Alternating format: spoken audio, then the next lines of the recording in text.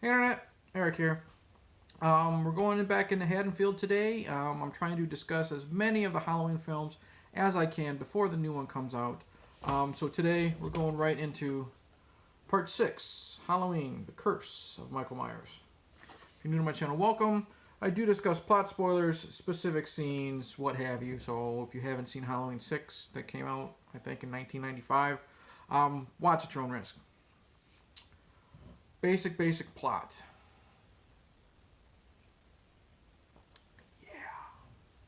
Alright, last time we saw Jamie Lloyd and Michael Myers. It's the end of Shitty Part 5.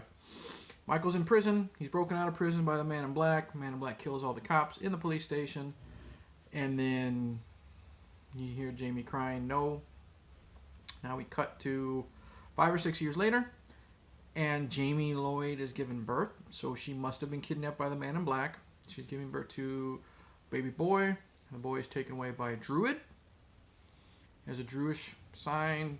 You find out it is the sign of Thorn painted on him or put on him. I don't fucking know. Eventually, with the help of the midwife, Jamie escapes with the baby. Michael's after her. She tries to make it to Haddonfield. Michael catches her first, kills her. But in that time, she drops the baby into a... She hides the baby in a bus station. She makes a call to a radio station, to this shock jock, Howard Stern ripoff, because Howard Stern was popular in 1995. And she calls in, and she's asking for Dr. Loomis.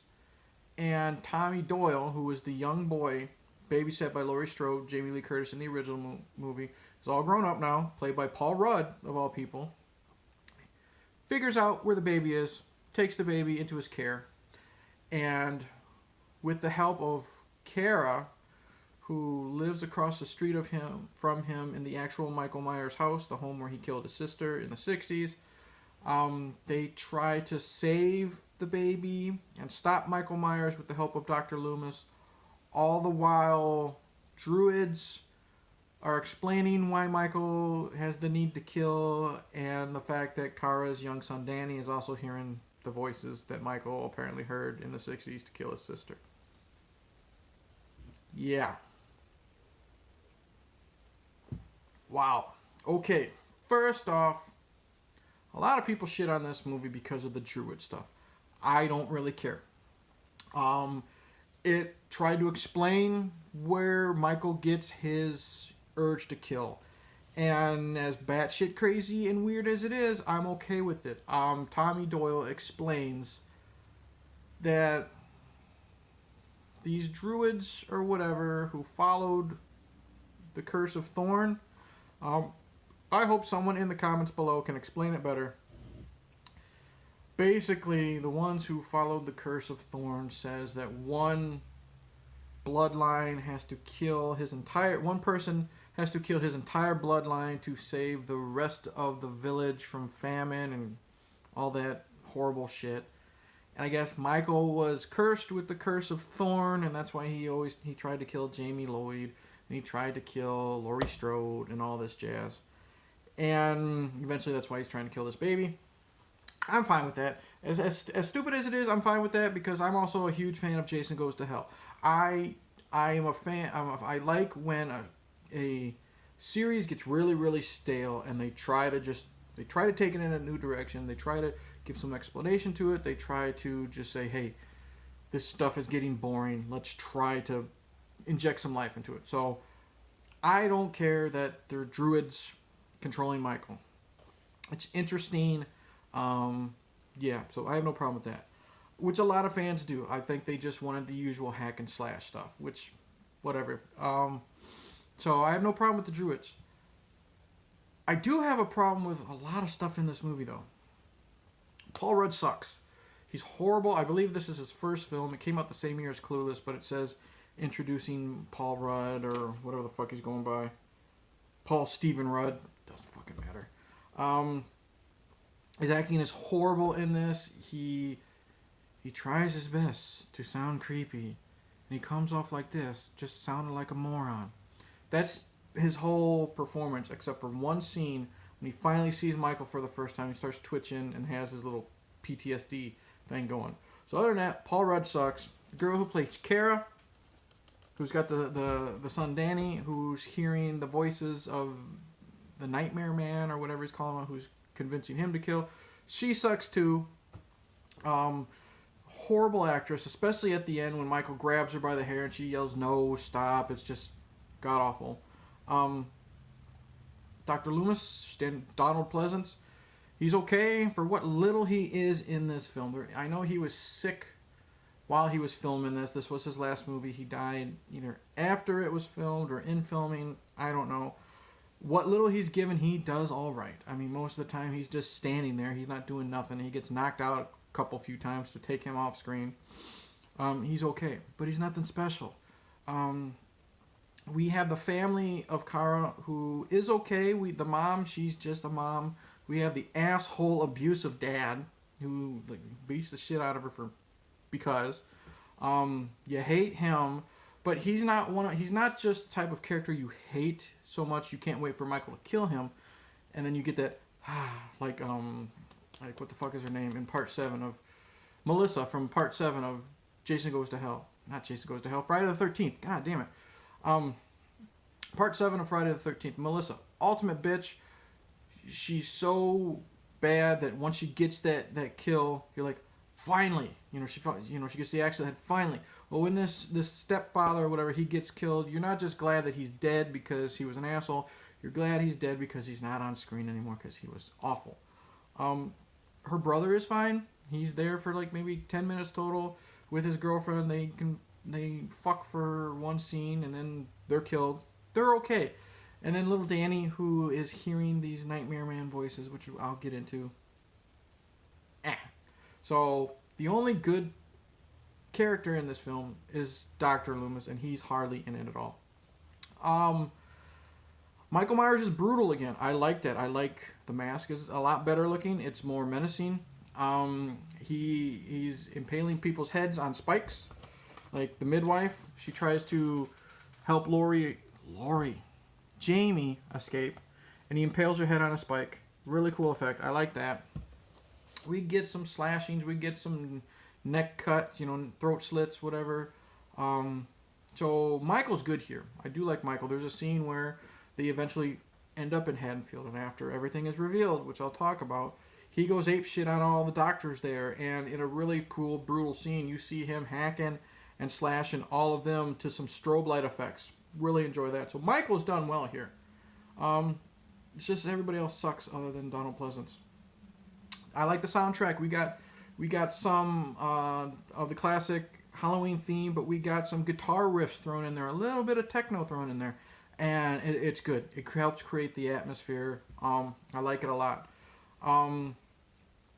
The shock jock, like I said, they wanted Howard Stern originally. I'm glad they didn't get him because Howard Stern fucking sucks. This guy was okay. He was hardly in it. He's in Haddonfield now because Halloween has been banned, I guess, from Haddonfield ever since Part 5 happened. It's like Footloose. Dancing was banned, but now Halloween is banned.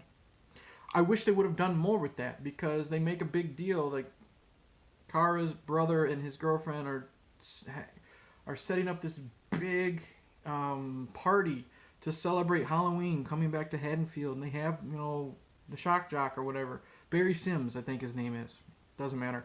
He has a pretty neat death, and his body reveal is cool. I wish they would have used more with that. They made a big deal about Halloween coming back, and you hardly see any trick-or-treating, or you don't have Michael going down the street while the trick-or-treaters are there. Missed opportunity. That's kind of just nitpicking, but it's a missed opportunity. Let's get to the... And then we find out about the Nightmare Man, the Man in Black. Apparently, it is Dr. Wynn. I do like the actor. The actor who plays him is pretty creepy once we find out he is the Man in Black. So I'll give some bonus points to him for the acting. Apparently, he has been nurturing Michael the whole time. He's been helping him with his urge to kill. And Jamie's baby, I guess, is going to be his final sacrifice. And they're going to move on to Danny and try to have Danny as the new killer. But then what are they going to do with Michael? Are they going to kill him at the end of this? I don't know. It's not explained because it's just so rushed. It's an interesting idea, but I'm just like, it just leaves so many questions. What are you going to do? Are you going to, are you why are you going after Danny, who is a part of the Strode family, when you already have Michael as this unstoppable killing machine? It's just too many questions, and I just left confused. And then there's the ending. I know Donald Pleasance died. They had to switch the ending around. There is a producer's cut out there that I will probably review after I get all the regular films done. Probably do like a compare and contrast video between the theatrical cut and the producer's cut. Kind of like I did with my Rocky 5 review. But they had an ending shot. I'll get into it more in that video. Test audiences hated it. They had to reshoot it. And Donald Pleasance's death made it so they can't create more films, I guess. You'll have to Wikipedia. There's a lot of mess with this production. But in the end, Michael has killed all the doctors, I guess, because Michael didn't want to be controlled anymore. He figured it out, or he just wanted to kill them because he's Michael.